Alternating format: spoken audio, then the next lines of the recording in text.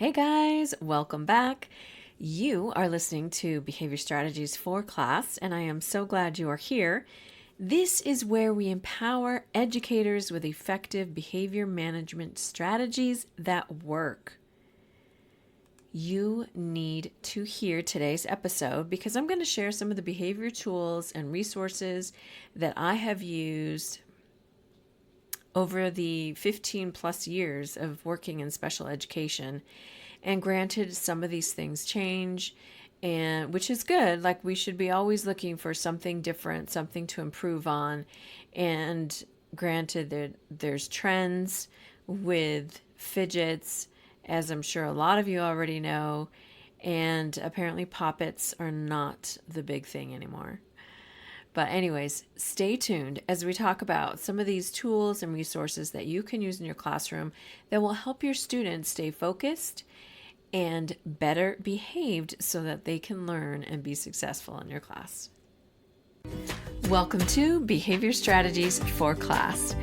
I am Diane Bachman, your behavior paraprofessional with over 15 years of experience working in special education.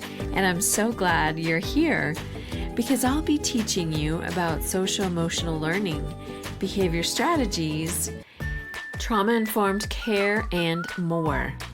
So if you are tired of being frustrated and not knowing what to do with your students who have challenging and disruptive behavior, you're in the right place. Now, if you're ready to become more equipped to help your students learn and grow, let's listen in to today's episode. So before we get started, a question that has come up: do you guys get training for student behaviors, for behavior management in your class? I feel like the districts do not do that. And even when I first started, it's just pretty much, here you go. You're going to be with this student. And by the way, he hits, he bites, he scratches, he punches, he'll pull your hair, and you need to get this work done, and good luck. Yeah, that was kind of scary when I first started. And I was like, what? But even, being in a different state, like, it's kind of the same thing. They just kind of like, okay, cool. You know about kids, you know about, you can read, you can write, you can do your math. Here you go. Back to these students that are struggling and who may have aggressive behavior. And yeah, this is kind of crazy. And then plus, some schools, I know, they don't have behavior paraprofessionals with you. They don't have any other instructional paras or teachers' aides in your class. And you are given students like from all walks of education and ability, and you're expected to like everything is, get all your ducks in a row and make sure all your lessons are taught and, nobody's out of control, and good luck. I don't know. Obviously, I feel like I'm preaching to the choir, but this is definitely a lack in the schools. Not having training for you guys, for even, the paras, even instructional aid, like they do not offer all of the training that they should be to help deal with the students who have been through so much, let alone who may have some learning disabilities and learning frustrations. Anyways, that is something that has kind of popped up and been asked. And so I just wanted to throw that out there to you. Do you guys get training for student behavior management? I would love to hear your answer. Feel free to DM me on the socials, email me. I would love to hear from you. So also, don't forget to subscribe to this podcast. Give me a 5-star rating. That would be super amazing so that other educators can see there is value here and you are still learning here and being empowered with the right effective behavior management that work. So again, subscribe, share today. All right, so some of these resources I've just started using in the last maybe few years, but a lot of these other resources I've used all along the way in working with special education. And a lot of our students use these resources, whether they use them, this year, or they used them last year, or they use them, kind of off and on throughout the year. And that's going with fidgets, which I know can be controversial, but I have seen them be successful. We have had students who will have a fidget. He'll be standing in the back of the classroom. He'll be walking back and forth. The teacher is teaching her lesson. He's not being disruptive. He's not being rude, but he can definitely be distracting. And so usually this teacher will put him in the back of the room because she knows he is going to pace. This is what he does. This is kind of how he learns, and he's got the energy. And she can ask him any question about the lesson, and he will have the answer. And I know this is a hard one because I have heard teachers feel like, they're not paying attention. They're the ones that are being distracted with their fidgets. But if you truly take the time and ask them about the lesson that you just gave, majority of the time they're going to know that answer. And so I really encourage you to challenge your student on that, because obviously there are some students who are just like, oh yeah, I need that fidget, when all they're doing is playing with it. And we always call them tools. This is a tool, not a toy. And so we have always told them, when it becomes a toy and all you're doing is playing with it, like nonstop, and not doing your work, then that has to be put up. So again, these are tools. And again, we have always told our students, these are tools. This is to help you focus better. This is to help you keep your hands busy so you're not bugging, your neighbor, or trying to, take their stuff or play with your stuff. That becomes louder and, again, more distracting.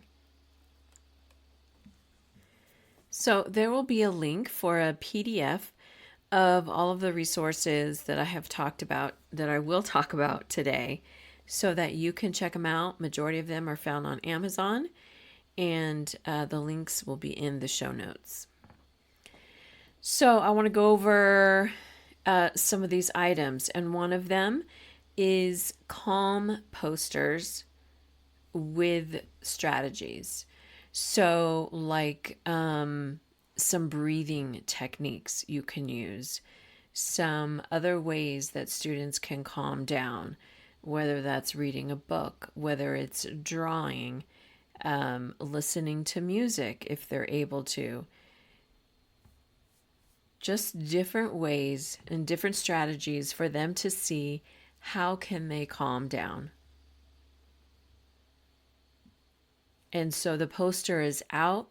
You don't even really need to speak, because when your student is escalated, they don't want to hear you talking. So you can just give a nonverbal and point to the poster and say, or just say, check this out, or try these. So they're reminded that those strategies are available and they can use them.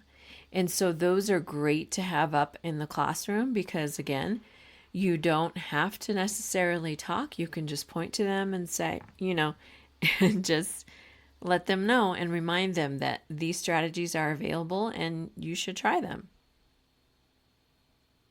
So other posters we have are feelings. So we usually do zones of feelings. So red, yellow, green, and blue. And there are suggestions in each of those colored posters of some of the feelings. And granted, it's not an exhausted list. There are sure plenty of other descriptive words that they could use on how they're feeling. But those posters just give you a general guideline as to what those feelings are per the color. So, red, they're angry, they're frustrated. Blue, they're sad, they're depressed, they're tired. Yellow is usually they're happy, they're energetic, they're excited. And then green is they're good, but they're calm, they're chill. So those are pretty cool too. And we've been able to use them to help them identify. So, how are you feeling right now? Can you show me? What are you feeling? And that is definitely a great practice for them to get into becoming more self-aware of really how are they feeling and what can they do about that if they need to adjust that. Another resource that we have used is, let me get the name. The Little Spot of Emotions, and it comes with plush toys, and it's a book box, and so it goes on these feelings. So there's one book, and it comes with a little red plush toy, and it's all about anger. And then there's another book about being in the blue, and when you're sad and depressed, and there's a blue plush for that. And then there's actually a plush that is a mixture of all of the different colors, which I think is great because it just shows, we can have all of these feelings sometimes all at once. And that's okay. That's who we are. And so those are great. That is a great resource that we have used multiple times. And of course, the kids love holding the plushies, and it keeps them busy as you're trying to show them and read them the story. So that is a great one to use. And like I said, we have used it lots of times, and the kids really enjoy that. So another resources we have used is some sensory items. And some of those are magnets, Legos, kinetic sand. And so those are ways. We even have this like maze, which is inside of a ball, and the kids are able to, manipulate that and work on that. They really enjoy that. Sometimes, it's just getting in there with your hands. We have a big exercise ball that kids like to lay on. They kick it, they bounce it, they sit on it. So many different ways that they can use that. And that is definitely just in our classroom. Some classes have them, not a lot, because that is definitely a very much temptation to be used as a toy, and can be very distracting for some students.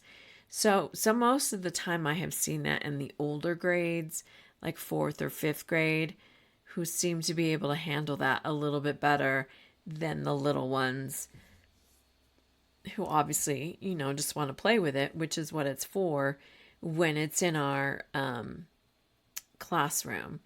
And so having that exercise ball is a great movement break. It's that sensory. Other times for sensory, we have them push around chairs around our classroom. I've had students carry backpacks full of books. We'll just say, oh, so-and-so up in the office needs this. Can you take that for them? And so they take, big old books in their backpacks. That's a great sensory. Another one is pushing, pushing a stack, probably a few chairs around in the room. Other times it's pulling, where we used to have a wagon and we would have them fill that up and pull that around the room, or sometimes, out in the hall. So those are some great sensory movements that we have used and the kids really enjoy.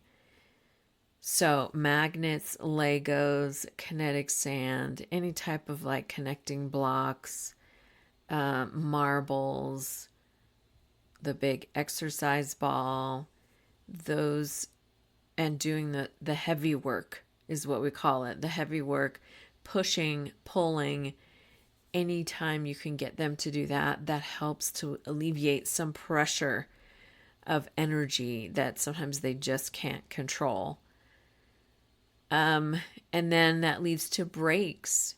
So our students are able to ask for a break. And when they come into our room, then they have these options of doing some of the sensory, like I just named, or we will do a walking break, or sometimes it's a running break outside. Sometimes they want to play a game and they will play Uno, or Don't Break the Ice, or Connect Four. All of these things these kids love to do when it's their break time, and it's giving them that choice. Because when they come in for a break, we know that they have a lot of energy, and sometimes it's starting to come out in an aggressive way, and obviously we want to stop that because we don't want anyone to get hurt. And so we're like, okay, let's go take a break. We can do this, you can do this, you can do this. You decide, which one do you want to do? So that again brings them back to getting that ownership of how they're feeling and how they can react. And then another resource we use, again, are those fidgets. And usually we tell them you get one a day, and we have a bin full of them, and they can pick and choose which one they want. And they like the really squishy ones. They like to use those. Puzzles have been really popular. Little handheld puzzles. Some of them kind of look like Rubik's Cube, but they're not a Rubik's Cube. They're just different like puzzle manipulatives that they can use in their hand. And then some of the kids still like Poppets. Like I said, Poppets are not the big thing right now, but some of the students really like to use them. And I actually have a little one on my lanyard that the kids love to use as well. But I'm always like, you need to ask first. But the Poppets, and I use it all the time too when I'm working with the students. I like my own Poppet. Anyways, so these are a few of the resources, tools that we have used with our students and have been successful. Now, granted, if your student gets too upset and for whatever reason, this is not helping them. Like none of these sensories are helping. None of the, even let's just take a break. None of the fidgets, and the fidgets are now flying across the room, or some of those sensory break, magnets are flying across the room, or the kinetic sand, then okay, this is not going to work. It's time to put these away and let them do whatever it is they need to do to get rid of all of these emotions and feelings and energy that they have that they just can't control. And so once they are de-escalated, they have calmed down, you're able to talk with them for a minute, and maybe they're hungry. A lot of times our students after them being escalated will ask for a snack and some water. And so we will give them that. And then once they've eaten and kind of chilled out, then we kind of process with them, like what happened? Why didn't any of these work? What can we do next? What's something better? We like to get their thoughts on how that went and how we can improve on that. And then from there, sometimes we go back into that sensory break or a walking break, or maybe they just need a fidget. So it's still having those tools available, but sometimes it's also just giving them that space where they need to just let it all out. And thankfully, we have our own classroom that they are able to do that in, and usually everybody else is out of the classroom and just that student is in there, usually with some adults. But so the importance here is giving your students a voice and a choice. Because as you teach them to become more self-aware, you're giving them back that control, that ownership of their lives. And ultimately, you're helping shape their lives to be functional, positive, problem-solving adults. And wouldn't that be amazing? Because you know there are adults that struggle with these things too. So you have that opportunity now to be intentional, to add value, to continue to shape your students' lives, to be more positive, so that they can carry that on to influence others around them. So again, these are some tools that have been successful. They have been tried by many students that I have worked with, and they have been successful. And you may have to pick and choose and go through different ones to see, where it fits and where it works. But also be mindful that one of these will work one day, and the next day that student is going to be like, yeah, no, I don't want that. Maybe I can try this. And that's okay. Like, we're all different and growing, and our needs change. And so we have to be willing to be flexible as well. Because yes, we want them to be successful. So your students can have ownership of their lives and take responsibility for their behavior and their choices. And so I want to leave you with a quote from Dr. Bruce Perry. And he says, relationships are the agents of change, and the most powerful therapy is human love. Guys, we all need that. And so remember, you are life changers. You are making a difference each and every day. And I so appreciate you and all of your support. Please share this episode, share this podcast, so that other educators can know they can be empowered too. We'll see you next week. Thanks so much for listening. I truly appreciate your support. And if I have encouraged you, motivated you to continue to learn, to support your students, even better, to help them strive in your classroom, please leave a review, hit that subscribe button so that others can see they can learn and grow here as well. Thank you.